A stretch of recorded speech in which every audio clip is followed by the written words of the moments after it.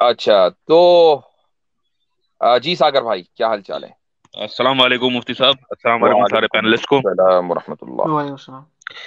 مفتی صاحب بہت سمے کے بعد ملاقات ہوئی۔ مفتی صاحب میں پہلے ایک بات کہنا چاہوں گا ان خان سر کے بارے میں۔ ان کا مفتی صاحب بیسک نالج بھی ویک ہے اسلام کے بارے میں۔ ان کی ایک بار ایک ویڈیو ہم کو فارورڈ ہو گئی تھی، یہ جب یہ سیکٹ پہ بات کر رہے تھے تو انہوں نے تشیع بھائیوں کے بارے میں بولا کہ حضرت حسین اور حضرت حسن کو رسول کریم صلی اللہ علیہ وسلم سے اونچا درجہ دے دیتے ہیں۔ تو اس کی اور یہ اوپنلی اس نے اپنی وہ کی ہے۔ دیکھیں مفتی صاحب، پرابلم یہ ہے ہماری کمیونٹی کا، جو انڈین کمیونٹی ہے، وہ جب دیکھتی ہے نا کہ گیجٹس یوز کر رہا ہے، ٹچ اسکرین یوز کر رہا ہے، تو اس نے اپنا ایک موٹو بنا لیا کہ بندہ عقل مند تو ہوگا ہی۔ یہ ایک ہاں غلط نظریہ بنا دیا گیا ہے پوری انڈیا میں، یہ بات سچ ہے۔ اور اب میں اپنے کوشچن پہ آتا ہوں مفتی صاحب، جو میرا جی مین کوشچن ہے۔ ایک کرسچن اپولوجسٹ ہیں اور یہ ایڈم سیکر ان کو بھی فالو کرتا ہے، جے جے اسمتھ ہیں، ہاں ہاں ان کو شاید آپ جانتے ہوں گے، یہ عبد ہاں الفادی کے ساتھ دن بھر ویڈیو بناتے ہیں۔ تو ہاں ابھی کل ہی ان کی ویڈیو آئی ہے مفتی صاحب، وہ تکے سے پتہ نہیں کیا کیڑے کاٹے من میں کی جا کے دیکھ لی، تو اس نے بولا ہے قرآن کی ایک بھی مینوسکرپٹ نہیں ہے۔ تو اس نے یہ بولا حضرت عثمان نے جو کاپیاں بنائی تھیں، 9 یا 10 یا 12، اس نے یہ بولا ہے، اس نے بولا ہے کہ وہ کاپی ہمیں آج تک کیوں نہیں ملتی۔ وہ بولتا ہے نہ میں نے کوئی اتہاس میں فلڈ پڑھا ہے، نہ کوئی ارتھ کوئک پڑھا ہے، نہ کوئی انویژن پڑھا ہے، تو یہ 9 کاپیاں کدھر ہیں؟ تو اس نے یہ بولا کہ قرآن کس منہ سے پھر یہ لوگ کہتے ہیں پریزروڈ ہے؟ ٹھیک۔ اچھا تو اس کا جواب یہ ہے کہ بنیادی طور پر قرآن کی پرزرویشن کا جو کانسیپٹ ہے وہ مینیوسکرپٹ کے اوپر ڈیپینڈ کرتا ہی نہیں ہے۔ قرآن نے یا مسلمانوں نے کبھی یہ دعویٰ ہی نہیں کیا کہ ہم نے قرآن کریم کو لکھ کر ہی اس کی حفاظت کی ہے۔ قرآن کی جو حفاظت کا بنیادی ذریعہ ہے وہ اورل ٹریڈیشن ہے، وہ ریٹن ٹریڈیشن نہیں ہے۔ ریٹن ٹریڈیشن سیکنڈری میتھڈ ہے، پرائمری میتھڈ اورل ٹریڈیشن ہے، اس کو حفظ کیا گیا، یاد کیا گیا، اور وہ ٹریڈیشن اتنا پکا ہے کہ آج بھی مسلمانوں میں ہے۔ ہمارا تو دنیا میں آپ کسی بھی شہر میں چلے جائیں جہاں مسلمانوں کی ایک کنسیڈریبل آبادی ہے، میں شکاگو میں رہتا ہوں، تو میں بلا مبالغہ کہہ رہا ہوں کہ ہر سال اس اکیلے شہر سے ہم 100 سے لے کر 150 حفاظ تو نکالتے ہی نکالتے ہیں۔ تو یہ ویسٹ کے اندر جو مسلمان آباد ہیں، یہ ان کا کنٹریبیوشن ہے۔ اور اگر آپ ایسٹرن کنٹریز میں چلے جائیں یا مسلم کنٹریز میں چلے جائیں تو وہاں ہزاروں ہزار حفاظ ہر سال نکلتے ہیں۔ تو یہ اورل ٹریڈیشن آج بھی ہمارے یہاں ہے۔ تو جو جو جو ریٹن ٹریڈیشن ہے وہ سیکنڈری ہے۔ اب اس کا یہ کہنا کہ حضرت عثمان رضی اللہ عنہ نے جو کاپیز بنائی تھیں، لکھی تھیں اور مختلف علاقوں میں بھیجی تھیں، وہ نہیں ملتی ہیں۔ اگر حضرت عثمان رضی اللہ عنہ یہ کہہ دیتے کہ ان کاپیز کی ہمیشہ حفاظت کی جائے گی اور اس کے بعد حفاظت نہ کی جاتی تو اعتراض ہوتا۔ اگر حضرت عثمان یہ کہہ دیتے کہ قرآن کی حفاظت صرف اسی طریقے سے کی جا سکتی ہے کہ ان کاپیز کو فالو کرو، اس کے علاوہ کوئی دوسرا طریقہ نہیں ہے، تو اعتراض ہوتا۔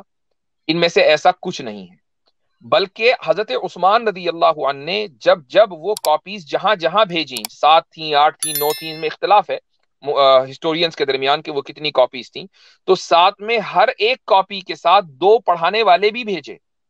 اور یہ پوائنٹ لوگ ذکر نہیں کرتے کہ وہ جو 2 پڑھانے والے تھے وہ کیوں گئے تھے۔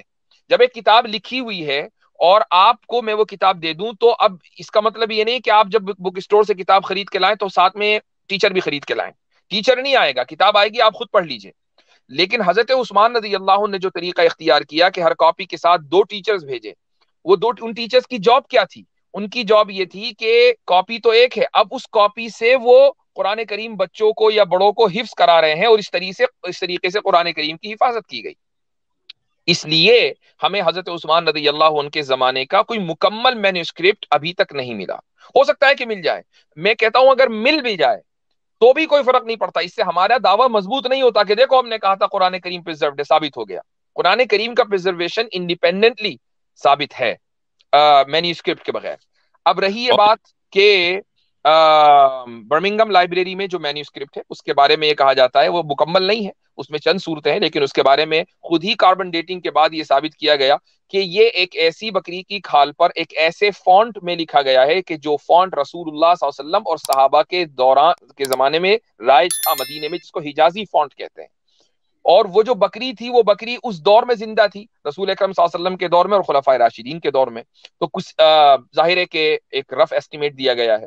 تو اگر میں یہ کہتا ہوں کہ 4 صورتیں مثلا نکل کر آئی ہیں اس دور کی ایز اے مینوسکرپٹ، اور آپ اس وقت modern science argument of induction کے اوپر بلیو کرتی ہے، آرگیومنٹ آف انڈکشن کیا ہے کہ بھائی اگر مان لیجئے یہ ثابت ہو گیا کہ 4 مرتبہ یا 5 مرتبہ ایک چیز صحیح ہے، ایکسپیریمنٹ کر کے دیکھ لیا، تو بقیہ مرتبہ بھی وہ صحیح ہوگی. تو آپ ان 4 باتوں کو بنیاد بنا کر آرگیومنٹ آف انڈکشن یوز کرتے ہوئے یہ کیوں نہیں کہہ رہے ہیں کہ جب یہ 4 صورتیں محفوظ ہیں تو بقیہ صورتیں بھی محفوظ ہوگی، ابھی تک کہ ان کا ہمیں مینوسکرپٹ ملا نہیں ہے. وہ آپ اس لیے نہیں کہہ رہے ہیں کہ جیسے ہی آپ یہ کہیں گے کرسچینٹی ڈھیر ہو جائے گی. بالکل مفتی صاحب. مفتی صاحب میں اس میں ایک پوائنٹ ایڈ کرنا چاہوں گا، دو. ایک یہ کہ اور عاصم بھائی قبل اس کے کہ میں بھول جاؤں، آئی ایم سوری، ایک کامنٹ میں دیکھ رہا ہوں کہ تاشقند کے عجائب خانے میں وہ قرآن موجود ہے جس پر حضرت عثمان کے خون کے داغ موجود ہے. ایسا کچھ نہیں ہے، جی نہ تاشقند میں موجود ہے، نہ ٹاپ کاپی میں موجود ہے، نہ ایجپٹ میں موجود ہے. یہ جتنے بھی مینوسکرپٹ ہیں سب کے اوپر بات ہو چکی ہے. جی گو اہیڈ عاصم بھائی. ایک تو یہ تھا کہ دیکھیں ہم نے ہمیشہ جو ورڈ استعمال کیا ہے، ہمارے یہاں ورڈ استعمال ہوتا ہے وہ تواتر کا ورڈ استعمال ہوتا ہے. جی ہاں، ہم یہ کہتے ہیں تواتر سے جو ہے یہ پریزرو ہوا ہے، اور تواتر جو ہے وہ لکھنے کو نہیں کہتے. ایک بات تو یہ تو ہمارے یہاں اس کا ایسا نہیں کہ کوئی نیا کانسیپٹ ہے اور آج ہم جواب دینے بیٹھے ہیں، بلکہ یہ تو پہلے صدی سے جو ہے ہمارے فقہاء علماء جو ہے اس پہ بات کر رہے ہیں، قرآن کی پریزرویشن پہ، اور تواتر کا کانسیپٹ پہلے دن سے ہماری. دوسری بات یہ کہ عام طور پہ لوگ کنفیوز ہو جاتے ہیں کہ حضرت عثمان رضی اللہ عنہ نے جو ہے قرآن کو جمع کیا یا اسٹینڈرڈائز کیا. حضرت عثمان نے قرآن کو اسٹینڈرڈائز نہیں کیا، حضرت عثمان نے قرآن کے رسم الخط کو اسٹینڈرڈائز کیا. اس لیے ہمیشہ لکھا جاتا ہے رسم عثمانی، قرآن عثمانی نہیں لکھا جاتا.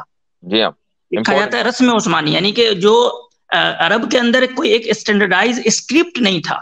کوئی فار ایگزامپل سمجھے یمن کے لوگ جو ہے وہ عربی اپنے اسکرپٹ میں لکھ رہے تھے، مدین جیسے کہ ابھی نام آیا ایک حجازی اسکرپٹ کا. حجاز کے علاقے میں ایک الگ اسکرپٹ رائج تھی، یمن کے علاقے میں جی کوفی اسکرپٹ بھی ہوتی ہے. نہیں وہ بعد میں آیا، حضرت عمر کے خلافت کے بعد آئے گا کوفی اسکرپٹ، جب کوفہ فتح ہو جائے گا تب.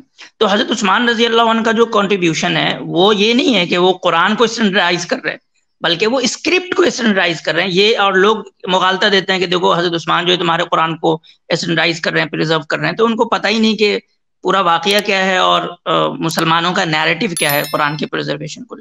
جی صاحب. جی مفتی صاحب بس لاسٹ چیز، وہ 2 ٹیچر جو حضرت عثمان کے ساتھ بھیجے جاتے ہیں ان کو نہ ہی صرف قرآن کو پڑھنا آتا تھا بلکہ یاد بھی کر کے بھیجا ہوتا تھا نا، ان کو پورا رٹا ہوا یاد ہوتا تھا. قرآن کے حافظ تھے، قرآن کے حافظ ہوتے تھے اور دوسروں کو وہ قرآن حفظ کراتے تھے اور اس کو قرآن کے معنی سمجھاتے تھے.